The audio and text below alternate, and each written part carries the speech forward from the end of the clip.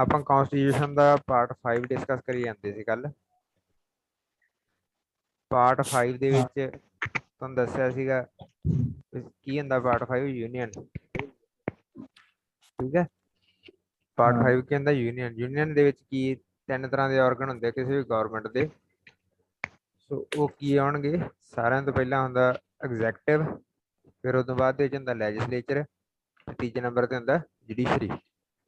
ਸੋ ਇਹ ਯੂਨੀਅਨ ਦਾ ਜਿਹੜਾ ਪਾਰਟ 5 ਆ ਉਹਦੇ ਵਿੱਚ ਤਿੰਨ ਕਾਂ ਸਬ ਪਾਰਟ ਬਣਨਗੇ। ਇੱਕ ਤਾਂ ਬਣੂਗਾ ਯੂਨੀਅਨ ਐਗਜ਼ੈਕਟਿਵ, ਯੂਨੀਅਨ ਲੈਜਿਸਲੇਚਰ ਤੇ ਯੂਨੀਅਨ ਜੁਡੀਸ਼ਰੀ। ਯੂਨੀਅਨ ਐਗਜ਼ੈਕਟਿਵ ਦੇ ਵਿੱਚ ਕੀ ਆਊਗਾ, ਪ੍ਰੈਜ਼ੀਡੈਂਟ ਆਊਗਾ, ਵਾਈਸ ਪ੍ਰੈਜ਼ੀਡੈਂਟ ਆਊਗਾ, PM and council of minister plus attorney general, ਜਿਹੜਾ ਤੁਹਾਨੂੰ ਦੱਸਿਆ ਸੀਗਾ ਮੁੱਖ ਵਕੀਲ ਹੁੰਦਾ। ਠੀਕ ਹੈ, ਫਿਰ ਜਦੋਂ ਯੂਨੀਅਨ ਲੈਜਿਸਲੇਚਰ ਦੀ ਗੱਲ ਕਰਾਂਗੇ ਉੱਥੇ ਦੋ ਹੀ ਚੀਜ਼ਾਂ ਆਉਣਗੀਆਂ, ਲੋਕ ਸਭਾ ਤੇ ਰਾਜ ਸਭਾ। ਕਿਉਂਕਿ ਯੂਨੀਅਨ ਲੈਜਿਸਲੇਚਰ ਕੀ ਹੈ, ਪਾਰਲੀਮੈਂਟ। ਪਾਰਲੀਮੈਂਟ ਦੇ ਕਿੰਨੇ ਸਦਨ ਆ, 2 ਸਦਨ। ਠੀਕ ਹੈ, ਉਸ ਤੋਂ ਬਾਅਦ ਜੇ ਆਪਾਂ ਗੱਲ ਕਰਾਂਗੇ ਯੂਨੀਅਨ ਜੁਡੀਸ਼ਰੀ ਦੀ, ਉੱਥੇ ਗੱਲ ਹੋਊਗੀ ਸੁਪਰੀਮ ਕੋਰਟ ਦੀ। ਠੀਕ ਹੈ, ਠੀਕ ਹੈ, ਠੀਕ ਹੈ। ਸਮਝ ਲੱਗ ਗਈ ਇੰਨੀ ਕਿ ਨਹੀਂ ਲੱਗੀ? ਲੱਗ ਗਿਆ। ਹੁਣ ਆਪਾਂ ਯੂਨੀਅਨ ਐਗਜ਼ੈਕਟਿਵ ਦਾ ਪਹਿਲਾ ਜਿਹੜਾ ਆਪਾਂ ਬੰਦਾ ਡਿਸਕਸ ਕਰ ਰਹੇ ਹਾਂ, ਪ੍ਰੈਜ਼ੀਡੈਂਟ। ਸੋ ਪ੍ਰੈਜ਼ੀਡੈਂਟ ਹੀ ਫਸਟ ਸਿਟੀਜ਼ਨ ਹੁੰਦਾ India the. President he had of state ਹੁੰਦਾ। ਹੈਡ ਆਫ ਗਵਰਨਮੈਂਟ ਜੇ ਆਪਾਂ ਨੂੰ ਵਰਡ ਆ ਜੇ ਉਹ ਹੁੰਦਾ PM ਹੁੰਦਾ। ਠੀਕ ਹੈ, ਹੈਡ ਆਫ ਇੰਡੀਅਨ ਸਟੇਟ ਦੀ ਗੱਲ ਕਰ ਰਿਹਾ ਮੈਂ। ਹੈਡ ਆਫ ਸਟੇਟ ਤੋਂ ਮੇਰਾ ਉਹ ਦੂਜੇ ਪਾਸੇ ਨਾ ਲੈ ਜਾਓ। ਫਸਟ ਸਿਟੀਜ਼ਨ ਆਫ ਇੰਡੀਆ ਵੀ ਉਹੀ ਹੁੰਦਾ। ਇਹਦੀ ਆਪਾਂ ਹੁਣ ਰਾਸ਼ਟਰਪਤੀ ਦਾ ਕੀ ਕੁਛ ਪੜ੍ਹਿਆ ਆਪਾਂ ਇਹ ਤੋਂ ਪਹਿਲਾਂ, ਸਾਰਿਆਂ ਤੋਂ ਪਹਿਲਾਂ ਆਪਾਂ ਰਾਸ਼ਟਰਪਤੀ ਦੀ ਕੁਆਲੀਫਿਕੇਸ਼ਨ ਪੜ੍ਹ ਲਈ ਸੀਗੀ, ਉਹ ਤੁਹਾਨੂੰ ਪਤਾ। ਠੀਕ ਹੈ, ਫਿਰ ਉਸ ਤੋਂ ਬਾਅਦ ਆਪਾਂ ਪੜ੍ਹਿਆ ਸੀਗਾ ਰਾਸ਼ਟਰਪਤੀ ਦੀਆਂ ਜਿਹੜੀਆਂ ਆਪਾਂ ਓਥ ਕਿਵੇਂ ਲੈਂਦਾ ਹਨਾ, ਕੰਡੀਸ਼ਨ ਆਫ ਆਫਿਸ ਕੀ ਹੈ। ਫਿਰ ਉਸ ਤੋਂ ਬਾਅਦ ਆਪਾਂ ਪੜ੍ਹਿਆ ਵੀ ਟਰਮ ਕਿੰਨੀ ਹੈ ਪ੍ਰੈਜ਼ੀਡੈਂਟ ਦੀ, ਕੀ ਉਹ ਟਰਮ ਤੋਂ ਪਹਿਲਾਂ ਰਿਜ਼ਾਈਨ ਦੇ ਸਕਦਾ, ਹਾਂਜੀ ਦੇ ਸਕਦਾ। ਕੀ ਉਹ ਟਰਮ ਤੋਂ ਪਹਿਲਾਂ ਉਹਨੂੰ ਰਿਮੂਵ ਕੀਤਾ ਜਾ ਸਕਦਾ, ਹਾਂਜੀ ਕੀਤਾ ਜਾ ਸਕਦਾ। ਪਰ ਪ੍ਰੈਜ਼ੀਡੈਂਟ ਦੇ ਰਿਮੂਵਲ ਨੂੰ, ਠੀਕ ਹੈ, ਰਿਮੂਵ ਕਰਨਾ ਨਹੀਂ ਕਹਿੰਦੇ, ਪ੍ਰੈਜ਼ੀਡੈਂਟ ਨੂੰ ਹਟਾਉਣ ਨੂੰ ਰਿਮੂਵ ਕਰਨਾ ਆਪਾਂ ਨਹੀਂ ਕਹਿੰਦੇ। ਉਹਦੇ ਲਈ ਆਪਾਂ ਡਿਫਰੈਂਟ ਵਰਡ ਕਨਸਟੀਟਿਊਸ਼ਨ ਦੇ ਵਿੱਚ ਯੂਜ਼ ਕਰਦੇ ਹਾਂ, ਉਹ ਕੀ ਹੈ, ਇੰਪੀਚਮੈਂਟ। ਹੈ ਰਿਮੂਵਲ ਹੀ ਹੈ।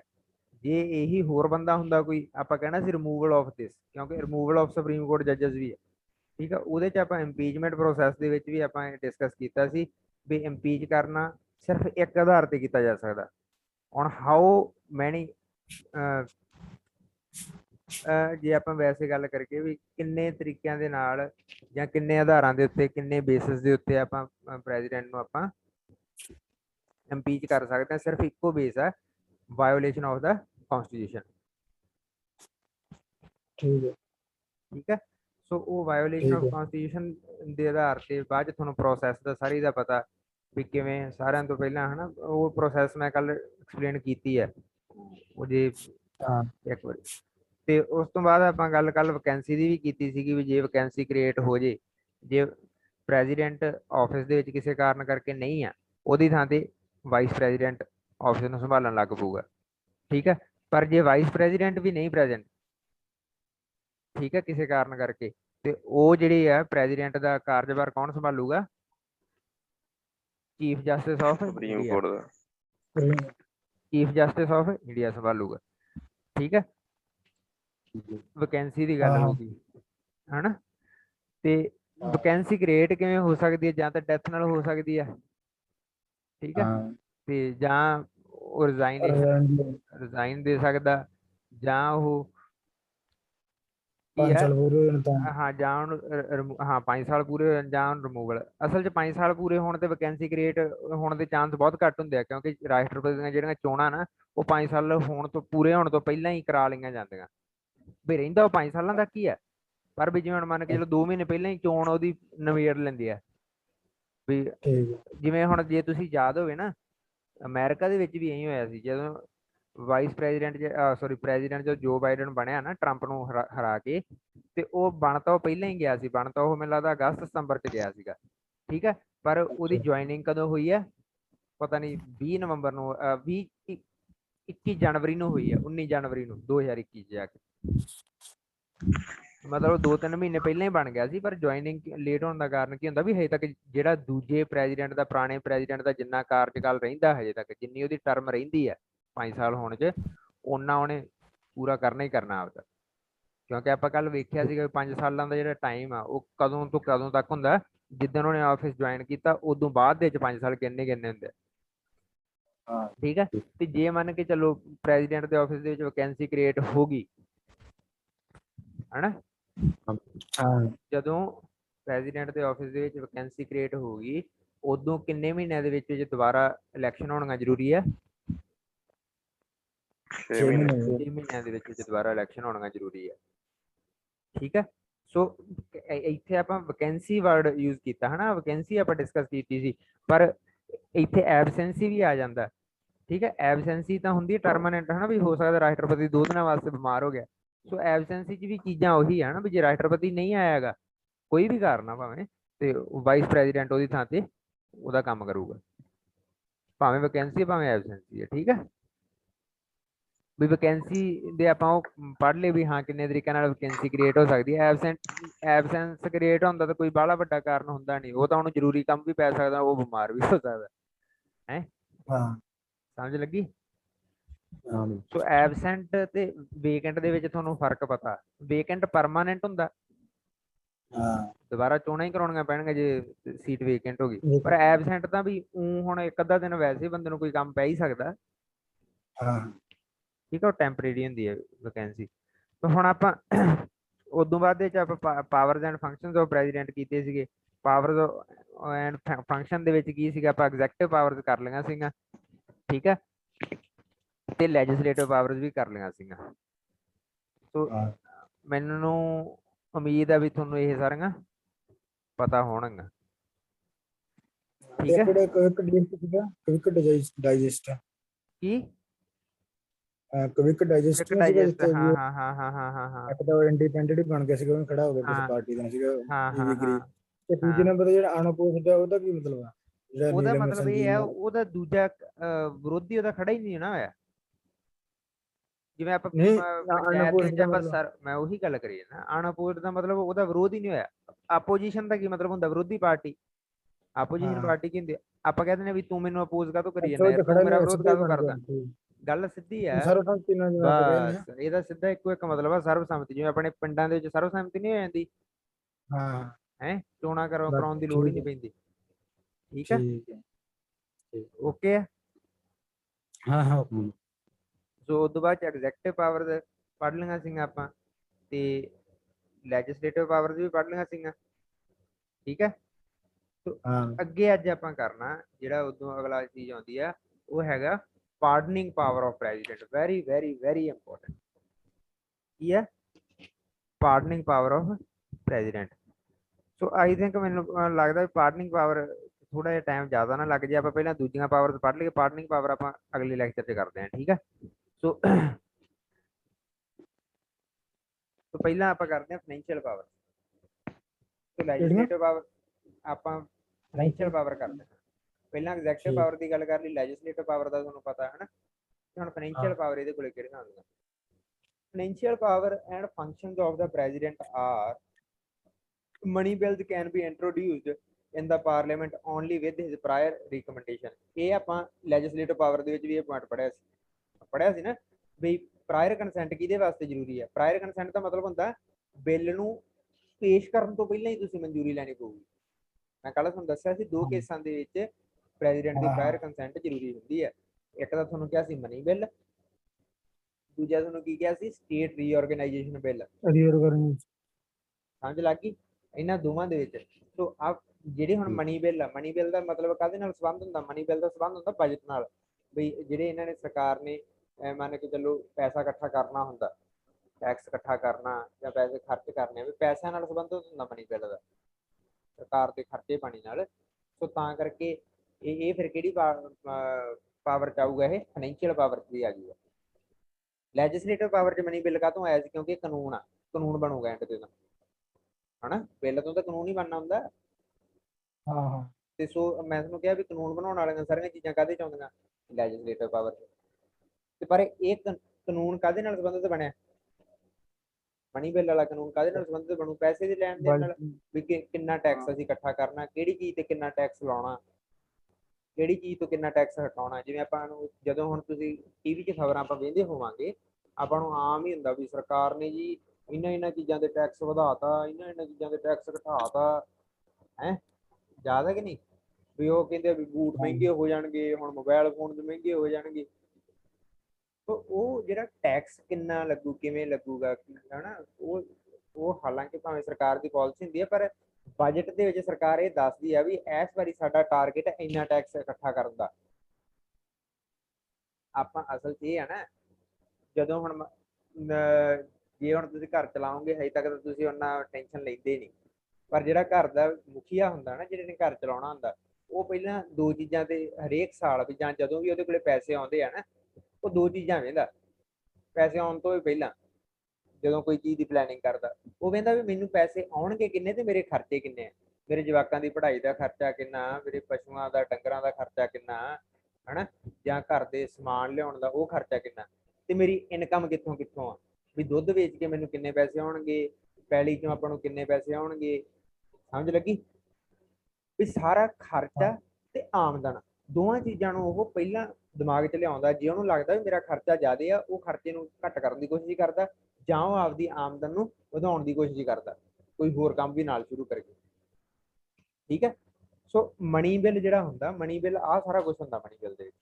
ਮਨੀ ਬਿੱਲ ਦੇ ਵਿੱਚ ਸਰਕਾਰ ਦੇ ਖਰਚੇ ਤੇ ਸਰਕਾਰ ਦੀ ਆਮਦਨ, ਉਹਦਾ ਇੱਕ ਕਹਿਣ ਦਾ ਮਤਲਬ ਤੁਸੀਂ ਰੋਡ ਮੈਪ ਤਿਆਰ ਕਰਕੇ ਉਹ ਪਾਰਲੀਮੈਂਟ ਦੇ ਸਾਹਮਣੇ ਰੱਖਦੀ ਹੈ ਵੀ ਹਾਂ ਇੰਨਾ ਕੁ ਸਾਡਾ ਐਤਕੀ ਖਰਚਾ ਹੋਊਗਾ। ਸਰਕਾਰ ਕਹਿੰਦੀ ਹੈ ਬਜਟ ਸੈਸ਼ਨ ਦੇ ਵਿੱਚ ਪਾਰਲੀਮੈਂਟ ਦੇ ਸਾਹਮਣੇ ਆਪਦੇ ਆਪ ਨੂੰ ਰੱਖਦੀ ਹੈ ਵੀ ਇੰਨਾ ਐਤਕੀ ਅਸੀਂ ਖਰਚਾ ਕਰਾਂਗੇ, ਇੰਨਾ ਗੱਲਾਂ ਤੋਂ ਇੰਨੀ ਆਮਦਨ ਹੋ ਜੂਗੀ ਆਪਾਂ ਨੂੰ, ਇੰਨਾ ਕੰਮਾਂ ਤੋਂ। ਸਮਝ ਲੱਗੀ? ਉਸ ਚੀਜ਼ ਨੂੰ ਅਸੀਂ ਕੀ ਕਹਿੰਦੇ ਆ? Money bill. ਸਮਝ ਲੱਗ ਗਈ?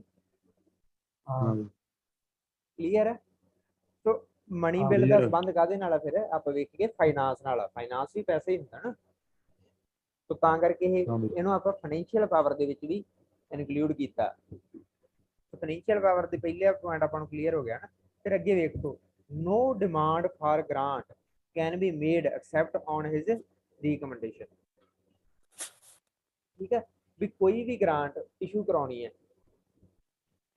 ਵੀ ਕੋਈ ਵੀ ਪੈਸਾ ਜੇ ਹਨਾ ਆਪਾਂ ਉਹਦੇ ਤੋਂ ਲੈਣਾ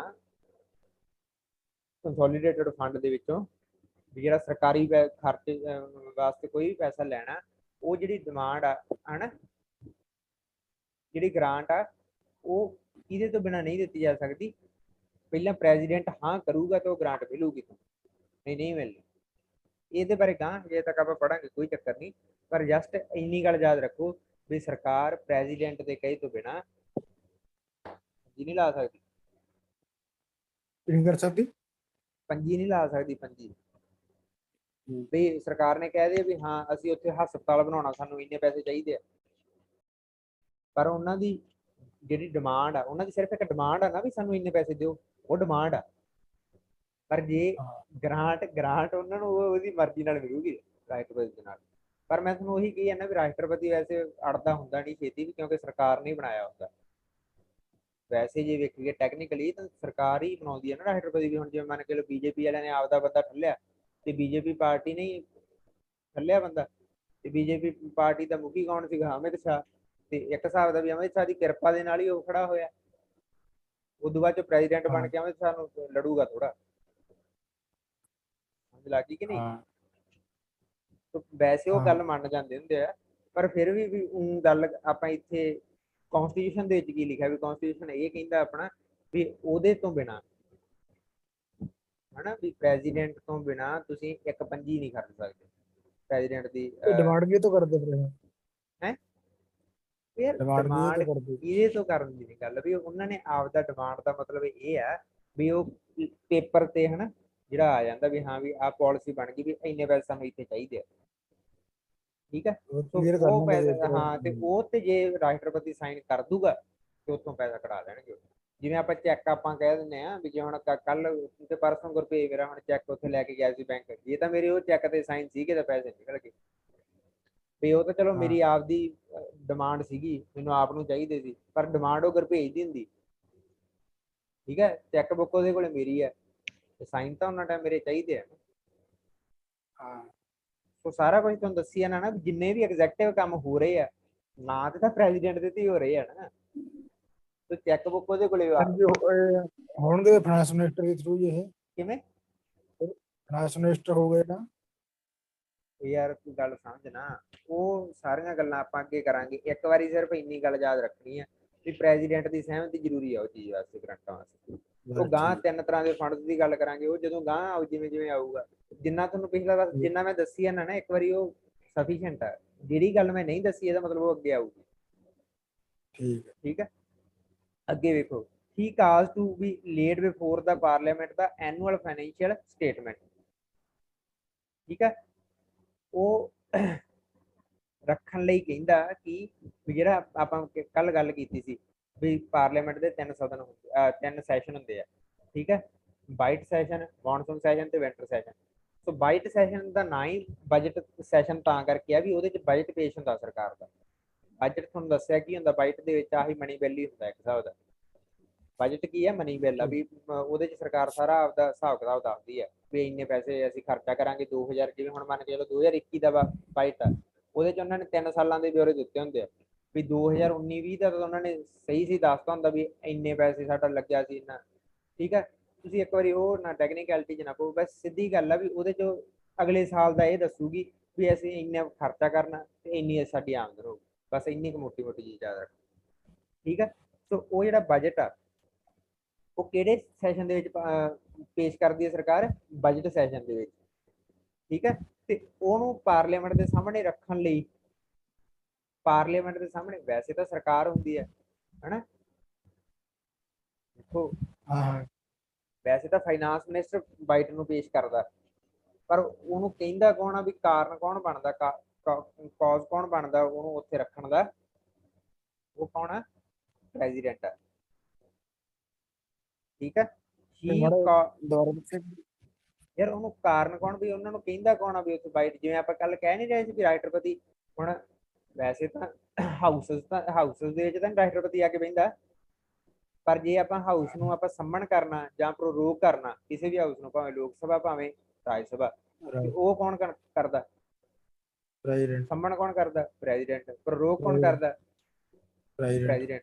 ਸੋ ਉਸੇ ਤਰੀਕੇ ਦੇ ਨਾਲ ਜਦੋਂ ਪਾਰਲੀਮੈਂਟ ਦੇ ਵਿੱਚ ਬਾਈਟ ਵੀ ਪੇਸ਼ ਕਰਨਾ ਹੁੰਦਾ ਨਾ, ਤਾਂ ਉਹਦਾ ਕਾਰਨ ਵੀ ਉਹੀ ਕਾਰਨ ਉਹੀ ਆ ਵੀ ਉਹ ਕਹਿੰਦਾ ਵੀ ਤੁਸੀਂ ਕਰੋ ਪੇਸ਼ ਬਾਈਟ, ਮਤਲਬ ਉਹ ਉਹਦੀ ਸਹਿਮਤੀ ਦੇ ਨਾਲ ਹੀ ਹੁੰਦੀ ਹੈ, ਉਹ ਆਪਦੀ ਮਰਜ਼ੀ ਨਹੀਂ, ਉਹਦੇ ਚ ਉਹਦਾ ਹਨਾ ਵੀ ਅੱਜ ਅਸੀਂ ਬਾਈਟ ਪੇਸ਼ ਕਰਨਾ ਹਨਾ, ਉਹਨਾਂ ਦੀ ਸਹਿਮਤੀ ਜੀ ਲੈਣੀ ਜ਼ਰੂਰੀ ਹੈ, ਇੰਨੀ ਰੋਲ ਹੁੰਦਾ, ਰੋਲ ਹੁੰਦਾ। ਹਾਂ ਇਹ ਬਸ ਐਂ ਆ, ਵਰਡ ਤੁਹਾਨੂੰ ਆਹੀ ਆਉਣਾ, ਕਾਜ਼ ਵਰਡ ਹੀ ਆਉਣਾ, ਉੱਥੇ ਸਾਹਮਣੇ ਵਰਡ ਯੂਜ਼ ਹੁੰਦਾ, ਗੱਲ ਸਮਝਣ ਦੀ ਕੋਸ਼ਿਸ਼ ਕਰੋ, ਇਹ ਟੈਕਨੀਕਲ ਵਰਡ ਹੈ। he cause है ना, he causes to be laid before the parliament, की union bite of, ਉਹ ਕਾਰਨ ਬਣਦਾ ਯੂਨੀਅਨ ਬਾਈਟ ਨੂੰ ਪਾਰਲੀਮੈਂਟ ਦੇ ਵਿੱਚ ਪੇਸ਼ ਕਰਨ ਦਾ, ਸਮਝ ਲੱਗ ਗਈ। ਹਾਂ ਇਹ ਚੀਜ਼ਾਂ ਕਿੱਥੇ ਪਾਰਲੀਮੈਂਟ 'ਚ ਹੀ ਕਰਨੀਆਂ ਹੁੰਦੀਆਂ, ਤਾਂ ਸਾਰਾ ਕੁਝ ਹੁਣ ਪਤਾ ਹੀ ਆਪਾਂ ਨੂੰ, ਕੋਈ ਵੀ ਬਿੱਲ ਆ ਜਾਂ ਕੋਈ ਵੀ ਹੈ ਨਾ, ਬਾਈਟ ਤੁਹਾਨੂੰ ਕਹੀ ਜਾਂਦਾ ਵੀ ਇੱਕ ਮਨੀ ਬਿੱਲ ਆ, ਤੇ ਮਨੀ ਬਿੱਲ ਨੂੰ ਆਪਾਂ ਕਿੱਥੇ ਪੇਸ਼ ਕਰਾਂਗੇ, ਪਾਰਲੀਮੈਂਟ ਦੇ ਵਿੱਚ। ਪਾਰਲੀਮੈਂਟ 'ਚ ਪੇਸ਼ ਕੌਣ ਕਰੂਗਾ, ਕੋਈ ਮੰਤਰੀ ਕਰੂਗਾ, ਪਰ ਉਸ ਮੰਤਰੀ ਨੂੰ ਕਿਹਦੀ ਸਹਿਮਤੀ ਲਈ ਹੋਊਗੀ ਜਾਂ ਵੀ ਕਿਹਨੇ ਕਿਹਾ ਹੋਊਗਾ, ਉਹ ਕਿਹਾ ਹੋਊਗਾ ਪ੍ਰੈਜ਼ੀਡੈਂਟ, ਸਮਝ ਲੱਗ ਗਈ। ਹਾਂ ਕਿ ਹੁਣ ਐਂ ਤਾਂ ਹੋ ਸਕਦਾ ਸਰਕਾਰ ਯਾਰ ਵੀ ਬਾਈਟ ਪੇਸ਼ ਹੀ ਨਾ ਕਰੇ, ਜੇ ਸੋਚ ਕੇ ਵੇਖੋ, ਜੇ ਸਰਕਾਰ ਕਹਿੰਦੇ ਅੱਜ ਅਸੀਂ ਇਹ ਸਾਲ ਬਾਈਟ ਹੀ ਨਹੀਂ ਪੇਸ਼ ਕਰਦੇ, ਐਂ ਨਹੀਂ ਨਾ ਹਿਸਾਬ ਬਣਦਾ, ਫਿਰ ਰਾਸ਼ਟਰਪਤੀ ਕਹੂਗਾ ਕਰੋ ਭਾਈ, ਇਹ ਤਾਂ ਕਰਕੇ ਰਾਸ਼ਟਰਪਤੀ ਨੂੰ ਪਾਵਰ ਦਿੱਤੀ ਗਈ, ਸਮਝ ਲੱਗੀ। ਅਸਲ 'ਚ ਇਹ ਹੈ ਨਾ, ਸਰਕਾਰ ਯਾਰ ਪੈਸੇ ਟਕੇ ਦਾ ਹਿਸਾਬ ਤਾਂ ਸਰਕਾਰ ਕੋਲੇ ਹੁੰਦਾ, ਉਹ ਆਪਦਾ ਕਰੀ ਜਾਂਦੀ ਹੈ ਕੰਮ ਧੰਦਾ ਦਾ। ਬਜਟ ਦੇ ਵਿੱਚ ਕੀ ਆ ਵੀ ਉਹ ਸਾਰਾ ਕੁਝ ਉਹਨੇ ਪਾਰਲੀਮੈਂਟ ਨੂੰ ਦੱਸਣਾ ਹੁੰਦਾ, ਸਰਕਾਰ ਨੇ ਵੀ ਅਸੀਂ ਇੰਨਾ ਲਾਵਾਂਗੇ, ਇੰਨਾ ਖਰਚਾ ਕੀਤਾ, ਵੀ ਉਹ ਸਰਕਾਰ ਗੁਪਤ ਵੀ ਰੱਖ ਜਾਂਦੀਆਂ ਅੱਧੀਆਂ ਚੀਜ਼ਾਂ, ਪਰ ਬਜਟ ਦੇ ਵਿੱਚ ਜਿੰਨੇ ਪੈਸੇ ਉਹਨਾਂ ਨੇ ਕਹਿਤੇ ਵੀ ਇੰਨੀ ਇਨਕਮ ਹੋਊਗੀ ਜਾਂ ਇੰਨਾ ਐਕਸਪੈਂਡੀਚਰ ਅਸੀਂ ਕਰਾਂਗੇ, ਵੀ ਇੰਨਾ ਖਰਚਾ ਕਰਾਂਗੇ, ਉਸ ਖਰਚੇ ਤੋਂ ਵੱਧ ਸਰਕਾਰ ਪੈਸੇ ਨਹੀਂ ਲਾ ਸਕਦੀ। ठीक है। तो जे बाइट पेश ही ना करना होवे तो जिन्ने मर्जी लाई जावे। ਵੀ ਜੇ ਹੁਣ ਮੰਨ ਕੇ ਚੱਲੋ ਤੂੰ ਆਪਦੇ ਘਰਦਿਆਂ ਸਾਹਮਣੇ, ਤੂੰ ਘਰ ਦਾ ਮੁਖੀ ਆ, ਤੂੰ ਆਪਦੇ ਘਰਦਿਆਂ ਨੂੰ ਕਹਦਾ ਵੀ ਇਸ ਵਾਰੀ ਵੀ ਵੇਖੋ ਮੇਰਾ ਤਕਰੀਬਨ ਖਰਚਾ ਹੋਊਗਾ 3 ਲੱਖ ਰੁਪਇਆ, ਠੀਕ ਹੈ। ਤੇ ਇਨਕਮ ਵੀ ਆਪਾਂ ਇੰਨੀ ਲੈ ਲਾਂਗੇ ਤੇ ਪਰ ਵੀ 3 ਲੱਖ ਖਰਚਾ ਹੋਊਗਾ ਆਪਣਾ, ਆਹ ਗੱਲਾਂ ਤੇ ਹੋਊਗਾ। ਪਰ ਜੇ ਉਦੋਂ ਬਾਅਦ ਦੇ ਵਿੱਚ ਤੂੰ ਮੰਨ ਕੇ ਚੱਲ ਜ਼ਿਆਦਾ ਡਿਵੀਜ਼ਨ, ਜੇ ਤਾਂ ਹੁਣ ਕੋਈ ਸਥਿਤੀ ਉਹ ਜੀ ਬਣ ਜੇ ਜਿਵੇਂ ਐਤਕੀ ਕਰੋਨਾ ਆ ਗਿਆ, ਉਹ ਤਾਂ ਆਪਾਂ ਮੰਨ ਸਕਦੇ ਆ ਵੀ ਤੇਰਾ 3 ਤੋਂ ਵੱਧ ਗਿਆ, ਠੀਕ ਹੈ। ਪਰ ਐ ਹੁਣ ਬਿਨਾਂ ਗੱਲ ਦੇ 3 ਤੋਂ ਵਧਾਵੇਂਗਾ ਤੇ ਬਾਅਦ ਚ ਤੇਰੇ ਤੋਂ ਹਿਸਾਬ ਕਿਤਾਬ ਤਾਂ ਮੰਗਿਆ ਜਾਊਗਾ ਨਾ ਵੀ ਹਾਂ ਵੀ ਦੱਸੋ ਕਿੱਥੇ ਲੱਗਿਆ। ਬਈ ਹਨਾ ਵੀ ਹੁਣ ਭਗਵੰਤ ਮਾਨ ਹੋਰਾਂ ਕੋਲੇ ਕੀ ਆਊਗਾ ਯਾਰ ਬਾਈਟ ਦਾ, ਜੇ ਹੁਣ ਬਜਟ ਹੀ ਨਾ ਪੇਸ਼ ਹੁੰਦਾ ਤੇ ਐਮਪੀ ਉੱਥੇ ਬੈਠੇ ਕਾਹਦੇ ਵਾਸਤੇ ਆ, ਵੀ ਉਹਨਾਂ ਨੂੰ ਪਤਾ ਹੀ ਕੁਝ ਨਹੀਂਗਾ। ਉਹ ਐਮਪੀ ਤਾਂ ਫਿਰ ਆਪਣੇ ਵਰਗੇ ਹੋਣੇ। ਠੀਕ ਹੈ। ਸੋ ਇਹ ਹੈ ਵੀ ਸਰਕਾਰ ਜਦੋਂ ਪਾਲਿਸੀਆਂ ਬਣਾਉਂਦੀ ਆ ਉਹ ਆਪਦੇ ਪੈਸੇ ਲਾਈ ਜਾਂਦੀ ਆ, ਹਨਾ, ਪੈਸੇ ਕਮਾਈ ਵੀ ਜਾਂਦੀ ਹੈ, ਪਰ ਉਹ ਪੈਸੇ ਕਿੰਨੇ ਕਮਾਏ ਆ, ਕਿੰਨੇ ਲਾਏ ਆ, ਕਿੰਨੇ ਅੱਗੇ ਲਾਉਣੇ ਆ, ਕਿੰਨੇ ਕਮਾਉਣੇ ਆ, ਉਹ ਸਾਰਾ ਕੁਝ ਉਹ ਪਾਰਲੀਮੈਂਟ ਦੇ ਸਾਰੇ ਮੈਂਬਰਾਂ ਨੂੰ ਦੱਸਦੀ ਹੈ 545 ਤੇ 545। ਤਾਂ ਕਰਕੇ ਬਾਈਟ ਜ਼ਰੂਰੀ ਹੁੰਦਾ ਵੀ ਸਾਰਿਆਂ ਨੂੰ ਉੱਥੋਂ ਜਾਣਕਾਰੀ ਮਿਲਦੀ ਹੈ ਵੀ ਕੀ ਕੁਛ ਆ ਸਰਕਾਰ ਨੇ ਅੱਗੇ ਕਰਨਾ ਕੀ ਆ। ਹੁਣ ਤਾਂ ਪਤਾ ਲੱਗ ਗਿਆ ਜ਼ਰੂਰੀ ਕਾਹਤੋਂ ਆ। ਜ਼ਰੂਰੀ ਤਾਂ ਹੀ ਹੈ ਵੀ ਉਹਨਾਂ ਨੂੰ ਸਾਰਿਆਂ ਨੂੰ ਜਾਣਕਾਰੀ ਹੋਵੇ, ਪਾਰਲੀਮੈਂਟ ਨੂੰ ਉਹ ਚੀਜ਼ ਦੀ ਇਨਫੋਰਮੇਸ਼ਨ ਹੋਵੇ। ਠੀਕ ਹੈ।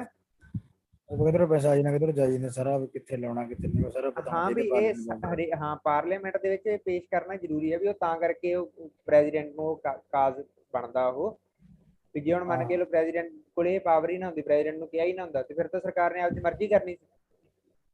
ਇੱਕ ਸਾਲ ਪੇਸ਼ ਕਰਤਾ, ਦੂਜੇ ਸਾਲ ਜੀ ਕੀਤਾ ਕਰਾਂਗੇ, ਨਹੀਂ ਕਰ ਅਸੀਂ ਕਾਹਤੋਂ ਹਿਸਾਬ ਦੇ ਕੇ ਗਏ ਉਹ ਗੱਲਾਂ ਹੋ ਜਾਂਦੀਆਂ ਨਾ। ਠੀਕ ਹੈ। ਮੋਦੀ ਤੈਨੂੰ ਲੱਗਦਾ ਵੀ ਮੋਦੀ ਨੇ ਕਹਿਣਾ ਸੀ ਕਿ ਮੈਂ ਬਾਈਟ ਪੇਸ਼ ਕਰਦਾ, ਉਹਨੇ ਕहेंगे हाँ भाई भाई और बहनों मैं 5 सालों के बाद में बाइट पेश करूंगा। ਉਹ ਕਹਿੰਦੇ ਵੀ ਹੁਣ ਪਾਵਰ ਪ੍ਰੈਜ਼ੀਡੈਂਟ ਕੋਲੇ ਆ, ਬਾਈਟ ਪੇਸ਼ ਕਰਨਾ ਜ਼ਰੂਰੀ ਹੈ ਤੇ ਉਹ ਕਾਰਨ ਬਣੂਗਾ। ਲੱਗ ਗਿਆ ਹੁਣ ਤਾਂ ਪਤਾ। ਫਾਈਨੈਂਸ਼ੀਅਲ ਪਾਵਰ ਦੇ ਵਿੱਚ ਪਹਿਲੀ ਪਾਵਰ ਉਹਦੀ ਕਿਹੜੀ ਹੈ, ਮਨੀ ਬਿੱਲ, ਹਨਾ, ਮਨੀ ਬਿੱਲ ਤੇ ਉਹਦੀ ਪ੍ਰਾਇਰ ਕੰਸੈਂਟ ਚਾਹੀਦੀ ਹੈ। ਤੇ ਉਸੇ ਦੇ ਵਿੱਚ ਹੀ ਦੂਜਾ ਪੁਆਇੰਟ ਆ ਵੀ ਹਾਂ ਵੀ ਉਹਦੇ ਤੋਂ ਬਿਨਾਂ ਤੁਸੀਂ ਇੱਕ ਪੰਜੀ ਨਹੀਂ ਖਰਚ ਸਕਦੇ, ਉਹਦੀ ਸਹਿਮਤੀ ਤੋਂ ਬਿਨਾਂ। ਠੀਕ ਹੈ। no demand for grant can be made except on his recommendation। ਜਦੋਂ ਕਿਸੇ ਵੀ ਥਾਂ ਤੇ ਆਪਾਂ ਯਾਰ ਇਹ ਚੀਜ਼ ਆਪਾਂ ਪੜ੍ਹਿਆ ਤਾਂ ਸੀਗਾ ਵੀ ਜਿੰਨੇ ਵੀ ਐਗਜ਼ੈਕਟਿਵ ਡਿਸੀਜਨ ਆ ਉਹ ਕਿਹਦੇ ਨਾਂ ਤੇ ਲਏ ਜਾਂਦੇ ਆ, ਪ੍ਰੈਜ਼ੀਡੈਂਟ ਦੇ, ਹਨਾ। ਤੇ ਇਹ ਵੀ ਇੱਕ ਹਿਸਾਬ ਦਾ ਵੀ ਹੁਣ ਜਦੋਂ ਪੈਸੇ ਲੈਣੇ ਹੋਣਗੇ, ਬਾਈਟ ਪਹਿਲਾਂ ਪੇਸ਼ ਹੋ ਗਿਆ, ਉਹਦੇ 'ਚ ਤਾਂ ਸਿਰਫ ਦੱਸਦਾ ਵੀ ਇੰਨੇ ਪੈਸੇ ਦਾ ਖਰਚਾ ਹੋਊਗਾ, ਇੰਨੇ ਪੈਸੇ ਅਸੀਂ ਕਮਾਵਾਂਗੇ, ਪਰ ਹੁਣ ਜਦੋਂ ਖਰਚੇ ਵਾਸਤੇ ਤੁਸੀਂ ਪੈਸੇ ਲੈਣੇ ਆ ਤੇ ਉਹਦੇ ਤੇ ਫਿਰ ਕਿਹਦੇ ਸਾਈਨ ਹੋਣੇ ਚਾਹੀਦੇ ਆ, ਰਾਸ਼ਟਰਪਤੀ ਦੇ, ਵੀ ਹਾਂ ਰਾਸ਼ਟਰਪਤੀ ਨੇ ਕਿਹਾ ਵੀ ਇੰਨੇ ਪੈਸੇ ਦੇ ਦਿਓ ਸਰਕਾਰ ਨੂੰ। ਦੇਖੋ ਨਾ, ਇੱਕ ਤਾਂ ਤੁਸੀਂ ਪਹਿਲਾਂ ਕਾਪੀ ਤੇ ਤਿਆਰ ਕਰ ਲਿਆ ਵੀ ਇੰਨਾ ਖਰਚਾ, ਇੰਨਾ ਸਾਡਾ ਆਮਦਨ, ਪਰ ਉਦੋਂ ਬਾਅਦ ਚ ਤੁਸੀਂ ਉਹ ਜਦੋਂ ਕੋਈ ਕੰਮ ਸ਼ੁਰੂ ਕਰੋਗੇ ਤੇ ਕੰਮ ਵਾਸਤੇ ਪੈਸੇ ਹੱਥ 'ਚ ਵੀ ਪੈਸੇ ਵੀ ਤਾਂ ਲਿਆਉਣੇ ਪੈਣਗੇ। ਕਾਪੀ ਤੇ ਹਿਸਾਬ ਕੀਤਾ ਤੁਹਾਡਾ ਸਾਲ ਲੰਘ ਜੂਗਾ ਵੀ ਉਹ ਉਦੋਂ ਬਾਅਦ ਤੁਸੀਂ ਜਦੋਂ ਮੰਨ ਕੇ ਚਲੋ ਤੁਸੀਂ ਕਿਹਾ ਵੀ ਆਪਾਂ ਫਲਾਨੀ ਚੀਜ਼ ਲੈ ਕੇ ਆਉਣੀ ਹੈ, ਅਸੀਂ ਪਾਣੀ ਵਾਲੀ ਟੈਂਕੀ ਲਿਆਉਣੀ ਹੈ। ਹੁਣ ਪਾਣੀ ਵਾਲੀ ਟੈਂਕੀ ਦਾ ਤੁਸੀਂ ਬਾਈਟ ਤੇ ਲਿਖ ਤਾਂ ਦਿੱਤਾ ਸੀਗਾ, ਪਰ ਉਹ ਪਾਣੀ ਵਾਲੀ ਟੈਂਕੀ ਵਾਸਤੇ ਹੁਣ ਪੈਸੇ ਤਾਂ ਲੈ ਕੇ ਫੜਨੇ ਪੈਣਗੇ ਤੁਹਾਨੂੰ ਕਿਸੇ ਤੋਂ। ਤੇ ਉਹ ਫਿਰ ਪੈਸੇ ਜਦੋਂ ਤੁਸੀਂ ਫੜਨ ਜਾਓਗੇ ਜਿਹੜੇ ਬੰਦੇ ਤੋਂ, ਹਨਾ, ਤੇ ਉਹਨਾਂ ਨੇ ਕਹਿਣਾ ਵੀ ਦੱਸੋ ਲਿਆਓ ਜੀ ਤੁਹਾਡੇ ਕੋਲੇ ਪ੍ਰੈਜ਼ੀਡੈਂਟ ਦਾ ਕਿੱਥੇ ਆ, ਕਿਹਾ ਪ੍ਰੈਜ਼ੀਡੈਂਟ ਨੇ ਕਿਹਾ ਹੋਊਗਾ ਤੇ ਉਹ ਆਪਦੇ ਕੋਲੇ ਰੱਖ ਲਓ, ਜਿਵੇਂ ਬੈਂਕਾਂ ਵਾਲੇ ਰਸੀਦ ਜਾਂ ਆਪਦੇ ਕੋਲੇ ਰੱਖ ਲੈਂਦੇ ਆ, ਪੈਸੇ ਆਪਣੇ ਦੇ ਦਿੰਦੇ। ਠੀਕ ਹੈ। ਤਿੰਨੇ ਚੀਜ਼ਾਂ ਹੁਣ ਹੋ ਗਈਆਂ ਵੀ ਇੱਕ ਤਾਂ ਕਾਜ਼ ਬਣਦਾ ਬਾਈਟ ਨੂੰ ਰੱਖਣ ਦਾ, ਲੇ ਦਾ ਮਤਲਬ ਹੁੰਦਾ ਰੱਖਣਾ। ਮੈਂ ਤੁਹਾਨੂੰ ਇੱਥੇ ਇਕੱਲੇ ਇਕੱਲੇ ਵਰਡ ਦਾ ਮਤਲਬ ਦੱਸ ਦੇਣਾ। He cause to be laid before, laid ਦਾ ਮਤਲਬ ਲੇ ਦੀ ਤੀਜੀ ਫਾਰਮ ਹੁੰਦੀ ਹੈ ਲੇਡ, ਲੇ ਦਾ ਮਤਲਬ ਹੁੰਦਾ ਰੱਖਣਾ, ਹਨਾ, ਪੇਸ਼ ਕਰਨਾ ਹੀ ਕਹਿ ਦਈਏ। ਬਿਫੋਰ ਸਾਹਮਣੇ, ਕਾਹਦੇ ਸਾਹਮਣੇ, ਪਾਰਲੀਮੈਂਟ। ਤੇ ਕੀ ਪੇਸ਼ ਕਰਦਾ, ਕਰਨ ਦਾ ਕਾਰਨ ਬਣਦਾ ਬਾਈਟ ਪੇਸ਼ ਕਰਨਾ, ਯੂਨੀਅਨ ਬਾਈਟ। ਠੀਕ ਹੈ। ਤੇ ਯੂਨੀਅਨ ਬਾਈਟ, ਹਾਂ ਇੱਥੇ ਆਹ ਬਹੁਤ ਇੰਪੋਰਟੈਂਟ ਹੈ, ਯੂਨੀਅਨ ਬਾਈਟ ਦਾ ਦੂਜਾ ਨਾਂ ਕੀ ਹੈ, ਯੂਨੀਅਨ ਬਾਈਟ ਦਾ ਅਸਲੀ ਨਾਂ ਕੀ ਹੈ। ਕਨਸਟੀਟਿਊਸ਼ਨ ਦੇ ਵਿੱਚ ਯੂਨੀਅਨ ਬਾਈਟ ਵਰਡ ਨਹੀਂ ਯੂਜ਼ ਕੀਤਾ ਗਿਆ, ਕਨਸਟੀਟਿਊਸ਼ਨ ਦੇ ਵਿੱਚ ਯੂਨੀਅਨ ਬਾਈਟ ਵਰਡ ਨਹੀਂ ਯੂਜ਼ ਕੀਤਾ। ਕਨਸਟੀਟਿਊਸ਼ਨ 'ਚ ਕੀ ਯੂਜ਼ ਕੀਤਾ, ਐਨੂਅਲ ਹੁੰਦਾ ਸਾਲਾਨਾ, ਐਨੂਅਲ ਫਾਈਨੈਂਸ਼ੀਅਲ ਸਟੇਟਮੈਂਟ। ਐਨੂਅਲ ਜਿਵੇਂ ਆਪਾਂ ਕਹਿ ਨਹੀਂ ਦਿੰਦੇ ਬੈਂਕ ਦੀ ਸਟੇਟਮੈਂਟ ਹੈ ਜੀ, ਇਹ ਸਮਝ ਲੱਗੀ ਕਿ ਨਹੀਂ? ਬੈਂਕ ਦੀ ਸਟੇਟਮੈਂਟ ਦੀ ਨਹੀਂ ਗੱਲ ਕਰਦੇ ਵੀ ਸਟੇਟਮੈਂਟ ਕਢਾ ਲਈ ਆਪਾਂ ਕਹਿ ਦਿੰਦੇ ਆ, ਤੁਹਾਨੂੰ ਪਤਾ ਲੱਗ ਜੂ ਸਾਰਾ, ਠੀਕ ਹੈ। ਤੇ ਇਹ ਕਿੰਨੇ ਟਾਈਮ ਦੀ ਹੁੰਦੀ ਹੈ ਸਟੇਟਮੈਂਟ? ਇਹ ਸਾਲ ਦੀ। ਤੇ ਸਟੇਟਮੈਂਟ ਹੁੰਦੀ ਕਿਹੜੀ ਹੈ? ਇਹ ਫਾਈਨੈਂਸ਼ੀਅਲ। ਉਹ ਵੀ ਆਪਣੀ ਬੈਂਕ ਵਾਲੀ ਵੀ ਫਾਈਨੈਂਸ਼ੀਅਲ ਸਟੇਟਮੈਂਟ ਹੁੰਦੀ ਹੈ, ਆਪਾਂ ਸ਼ਾਰਟ ਫਾਰਮ ਵਰਤਦੇ ਨਾ ਵੀ ਸਟੇਟਮੈਂਟ, ਪਰ ਅਸਲ ਜੋ ਹੈ ਕਾਹਦੀ ਹੈ ਸਟੇਟਮੈਂਟ? ਪੈਸੇ ਦੀ ਹੈ ਨਾ। ਸਟੇਟਮੈਂਟ ਤਾਂ ਤੁਹਾਡੀ ਇਹ ਵੀ ਹੋ ਸਕਦੀ, ਤੁਸੀਂ ਇੱਕ ਲਾਈਨ ਲਿਖ ਦੋ, ਮੈਂ ਗੁਰਭੇਜ ਸਿੰਘ ਸਨ ਆਫ ਬਸੰਤ ਸਿੰਘ ਇਹ ਘੋਸ਼ਣਾ ਕਰਦਾ ਹਾਂ ਕਿ ਮੈਂ ਕੱਲ ਤੋਂ ਕਿਸੇ ਨਹੀਂ ਨਾਵਾਂਗਾ, ਕੋਈ ਵੀ ਘੋਸ਼ਣਾ ਕਰਦੇ ਤੂੰ, ਉਹ ਵੀ ਸਟੇਟਮੈਂਟ ਹੀ ਹੈ, ਦਿੱਤੀ ਤਾਂ ਸਟੇਟਮੈਂਟ ਹੀ ਗੁਰਭੇਜ ਨੇ। ਜਾਂ ਇਹ ਕਹਿ ਦੇ ਮੈਂ ਕੱਲ ਨੂੰ ਮੈਂ ਜੀ ਕੀ ਕਹੂਗਾ ਇਹ ਗੁਰਭੇਜ ਕੀ ਕਹੇਗਾ? ਸੋ ਵਰਡ ਯੂਜ਼ ਕਰ ਲਓ, ਐਨੂਅਲ ਫਾਈਨੈਂਸ਼ੀਅਲ ਸਟੇਟਮੈਂਟ। ਠੀਕ ਹੈ, ਠੀਕ ਹੈ, ਓਕੇ ਹੋ ਗਿਆ। ਹਾਂ 2 ਪੁਆਇੰਟ ਹੋ ਗਏ, 3 ਪੁਆਇੰਟ ਹੋ ਗਏ ਨਾ। ਹੋ ਗਿਆ।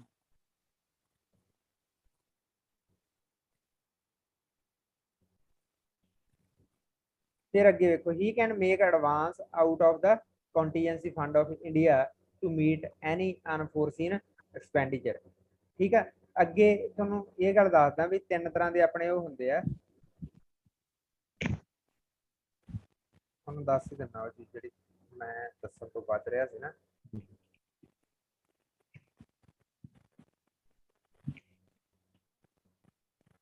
ਮੇਨਲੀ ਇੱਕ ਵਾਰੀ ਦੋਵਾਂ ਦੀ ਯਾਦ ਰੱਖੋ, ਹੁਣ 3 ਤਰ੍ਹਾਂ ਦੇ ਹੁੰਦੇ ਆ, ਜਾਂ ਮੇਰੇ ਵੀ ਯਾਦ ਆ ਰਿਹਾ। ਮੇਨਲੀ 2 ਟਾਈਪਸ ਆਫ,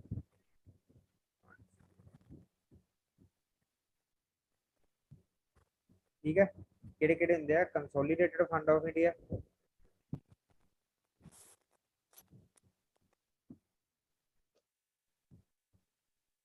ਤੇ ਦੂਜਾ ਹੁੰਦਾ ਕੰਟੀਨਜੈਂਸੀ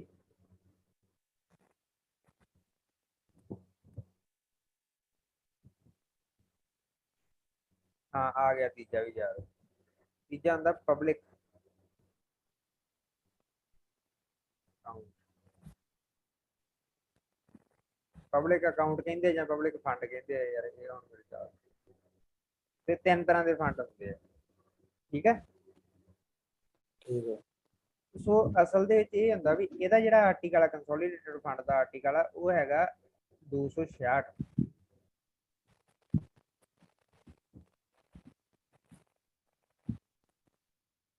ਆਰਟੀਕਲ 266। ਜਿਹੜਾ ਕੰਟੀਨਜੈਂਸੀ ਫੰਡ ਦਾ ਆਰਟੀਕਲ ਆ ਉਹ ਹੈਗਾ 267।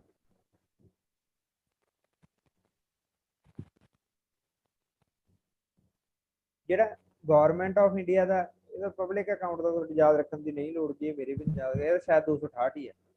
ਸੋ ਮੇਨ ਪਹਿਲੇ ਆ 2 ਹੀ ਹੁੰਦੇ ਆ, ਠੀਕ ਹੈ। ਜਿਹੜਾ ਕੰਸੋਲੀਡੇਟਡ ਫੰਡ, ਜਿਵੇਂ ਹੁਣ ਮੰਨ ਕੇ ਚਲੋ ਸਰਕਾਰ ਟੈਕਸ ਇਕੱਠਾ ਕਰਦੀ, ਸਰਕਾਰ ਨੂੰ ਆਮਦਨ ਕਿਹੜੀ ਚੀਜ਼ ਤੋਂ ਹੋਣੀ ਆ? ਵੀ ਮੇਨ ਤਾਂ ਟੈਕਸਾਂ ਤੋਂ ਹੀ ਹੋਣੀ ਆ, ਜਾਂ ਕੋਈ ਸਰਕਾਰੀ ਕੰਪਨੀਆਂ ਜਿਹੜੀਆਂ ਹਨਾ, ਸਰਕਾਰੀ ਅਦਾਰੇ ਚੱਲੀ ਜਾਂਦੇ ਆ, ਵੀ ਸਰਕਾਰੀ ਸਕੂਲ ਚੱਲੀ ਜਾਂਦੇ ਆ, ਜਾਂ ਸਰਕਾਰੀ ਜਿਵੇਂ ਹਨਾ ਇੰਡੀਅਨ ਆਇਲ ਆ ਹਨਾ, ONGC ਆ, ਜਾਂ ਹਿੰਦੁਸਤਾਨ ਪੈਟਰੋਲੀਅਮ, ਇਹ ਸਰਕਾਰ ਦੀਆਂ ਨਾ ਕੰਪਨੀਆਂ ਇਹ।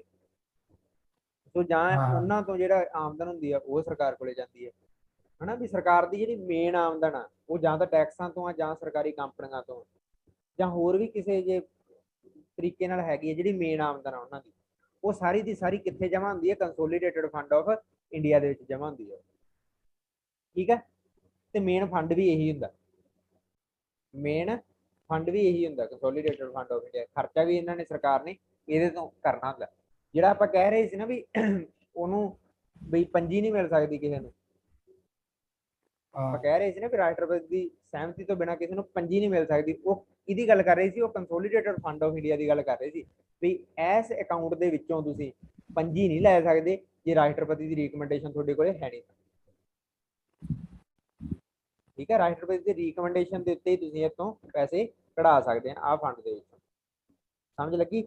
ਵੀ ਜਿਹੜਾ ਮੇਨ ਫੰਡ ਹੁੰਦਾ ਸਰਕਾਰ ਦਾ, ਜਿੱਥੇ ਪੈਸੇ ਹੁੰਦੇ ਆ, ਜਿਹੜੀ ਵੀ ਮੰਨ ਕੇ ਚਲੋ ਤੁਸੀਂ ਇਹ ਸੋਚ ਲਓ ਯਾਰ ਵੀ ਗੁਰਭੇਜ ਆ ਜਾਂ ਮੈਂ ਆ, ਉਰਮਨ ਦੇ ਤੁਸੀਂ ਕਹਿ ਲਓ ਵੀ ਬੈਂਕ ਦੇ ਵਿੱਚ 3 ਅਕਾਊਂਟ ਆ, ਇੱਕ ਅਕਾਊਂਟ 'ਚ ਤਾਂ ਉਹਨੇ ਪੈਸੇ ਵੀ ਉਹਦਾ ਮੇਨ ਅਕਾਊਂਟ ਆ ਹਨਾ, ਵੀ ਉਹਦੇ 'ਚ ਵੀ ਸਾਰੇ ਪੈਸੇ ਦਾ ਸਾਰਾ ਪੈਸੇ ਦਾ ਹਿਸਾਬ ਹੁੰਦਾ। ਜਿਹੜਾ ਦੂਜਾ ਅਕਾਊਂਟ ਆ ਉਹਦੇ 'ਚ ਉਹਨੇ ਥੋੜੇ ਜਿਹੇ ਪੈਸੇ ਅੱਡ ਕਰਕੇ ਰੱਖਿਆ ਵੀ ਜੇ ਕੱਲ ਨੂੰ ਕੋਈ ਮੰਨ ਕੇ ਚਲੋ ਐਮਰਜੈਂਸੀ ਬਣ ਜਾਂਦੀ ਆ, ਵੀ ਕੋਈ ਬਿਮਾਰੀ ਹਨਾ ਘਰੇ ਆ ਗਈ ਜਾਂ ਕੋਈ ਹੋਰ ਕਾਰਨ ਬਣ ਗਿਆ, ਘਰੇ ਦੁੱਖ ਸੁੱਖ ਆਉਂਦੇ ਰਹਿੰਦੇ ਆ, ਵੀ ਉਹ ਜਾਣ ਕੇ ਉਹਨੇ ਪਾਸੇ ਰੱਖੇ ਹੋਏ ਆ ਵੈਸੇ ਉਹ, ਤੇ ਉਹ ਜਦੋਂ ਹੀ ਆਊਗਾ ਵੀ ਹੁਣ ਠੀਕ ਹੈ। ਕੰਟੀਜੈਂਸੀ ਫੰਡ ਦਾ ਪਤਾ ਮਤਲਬ ਪਤਾ ਲੱਗ ਗਿਆ, ਇਹ ਹੈਗਾ ਐਮਰਜੈਂਸੀ ਫੰਡ। ਕਿਹੜਾ ਫੰਡ ਹੈ ਇਹ? Emergency fund. ਤੇ ਇਹਦੇ ਚ ਕੁਛ ਕੁ ਚੀਜ਼ ਉਹ ਪਹਿਲਾਂ ਪੈਸੇ ਕਢਾ ਕੇ ਰੱਖ ਦਿੰਦੇ ਆ ਤੇ ਇਹਦੇ ਚੋਂ ਉਹ ਪੈਸੇ ਲਾ ਸਕਦੀ ਹੁੰਦੀ ਆ ਸਰਕਾਰ। ਪਰ ਇਹ ਐਮਰਜੈਂਸੀ ਫੰਡ ਹੁੰਦਾ ਵੀ ਜਦੋਂ ਕੋਈ ਐਮਰਜੈਂਸੀ ਆ ਗਈ, ਵੀ ਮਤਲਬ ਜਿਵੇਂ ਹੁਣ ਮੰਨ ਕੇ ਚਲੋ ਕੰਸੋਲੀਡੇਟਡ ਫੰਡ ਦੇ ਵਿੱਚ ਤਾਂ ਪਿਆ 1000 ਕਰੋੜ ਰੁਪਇਆ, ਜਸਟ ਉਦਾਹਰਨ ਦਿੰਦਾ, 1000 ਕਰੋੜ ਰੁਪਇਆ ਪਿਆ ਕੰਸੋਲੀਡੇਟਡ ਫੰਡ ਦੇ ਵਿੱਚ, ਤੋਂ ਮਤਲਬ ਉਹ ਤਾਂ ਸਾਰੇ ਦਾ ਸਾਰਾ ਸਰਕਾਰ ਕੋਲ ਇੰਨੇ ਪੈਸੇ ਆ, ਪਰ ਉਹਦੇ ਚੋਂ ਉਹਨਾਂ ਨੇ ਕਹਿ ਦੇਣਾ ਵੀ ਆਹ 5 ਕਰੋੜ ਰੁਪਇਆ ਕੰਟੀਨਜੈਂਸੀ ਫੰਡ ਦੇ ਵਿੱਚ ਆ, ਰੱਖ ਦੇਣਗੇ, ਉਧਰ 995 ਕਰੋੜ ਰਹਿ ਜਾਣਗੇ ਤੇ 5 ਕਰੋੜ ਇੱਥੇ ਜਮ੍ਹਾਂ ਕਰਾਤਾ।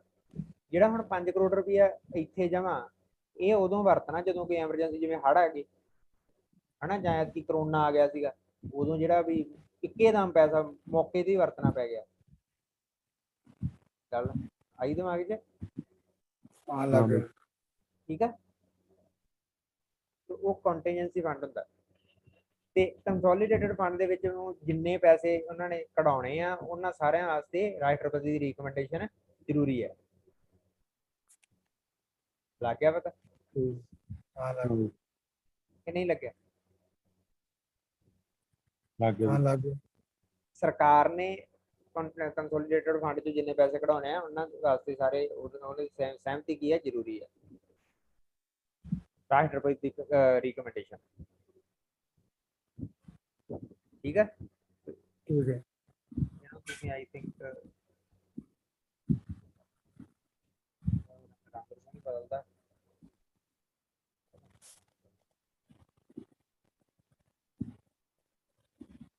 ਚਲੋ ਸਰ।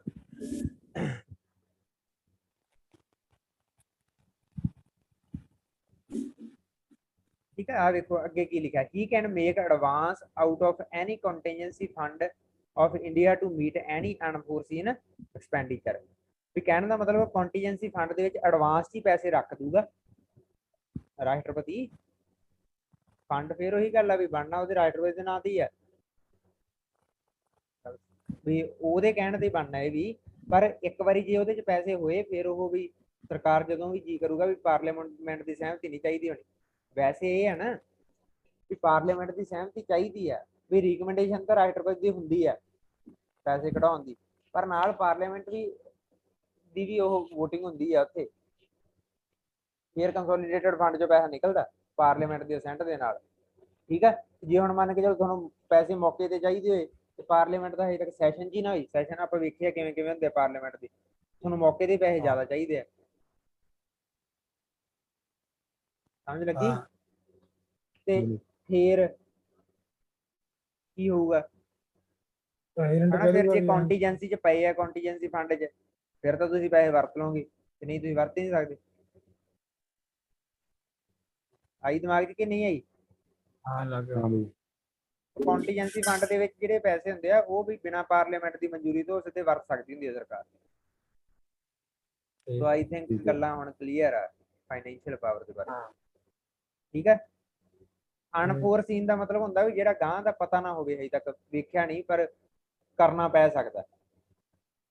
ਅਨਫੋਰਸੀਨ ਹੁੰਦਾ ਜਿਹੜੀ ਚੀਜ਼ ਵੇਖੀ ਨਹੀਂ ਜਾਂ ਸਾਨੂੰ ਹਜੇ ਤੱਕ ਉਮੀਦ ਨਹੀਂ ਪਰ ਹੋ ਸਕਦੀ ਹੈ ਨਾ, ਵੀ ਜਿਹਦੇ ਬਾਰੇ ਆਪਾਂ ਸੋਚਿਆ ਹੀ ਨਾ ਹੋਵੇ।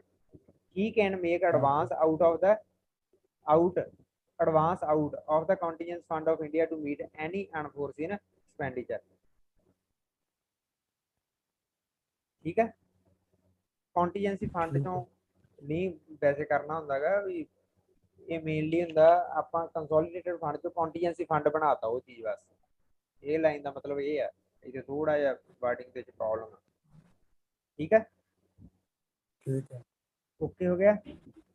ਅੱਗੇ ਕੀ ਹੈ?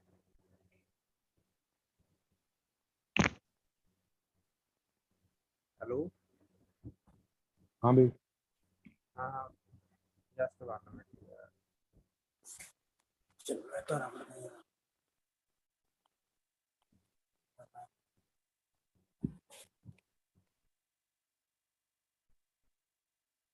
ਅੱਗੇ ਲਾਸਟ ਪੁਆਇੰਟ ਕੀ ਰਹਿ ਗਿਆ